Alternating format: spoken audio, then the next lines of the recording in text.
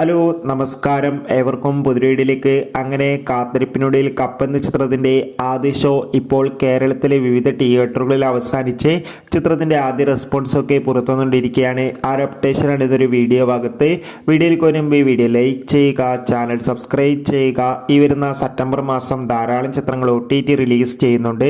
Channel ഭാഗം പരിശോധിച്ചാൽ നിങ്ങൾക്ക് കാണാം. ബേസിൽ ജോസഫ്, മാത്യൂസ്, നമിത പ്രമോദ് എന്നൊക്കെ പ്രധാന കഥാപാത്രങ്ങളായി ഇന്ന് റിലീസ് ചെയ്ത ചിത്രമായിരുന്നു കപ്പ്. എല്ലാ സിനിമാ പ്രേമികളും ഒരേപോലെയായിരുന്നു കപ്പ് എന്ന ചിത്രത്തിന്റെ റിലീസിനായി കാത്തിരുന്നത്.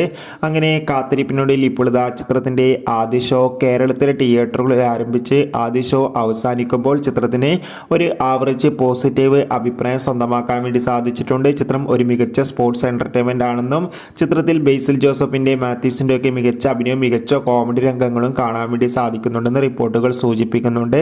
എന്തായാലും കപ്പ് എന്ന ചിത്രത്തിന്റെ കൂടുതൽ അപ്ഡേഷൻ അറിയാൻ വേണ്ടി കാത്തിരിക്കാം. ബൈ.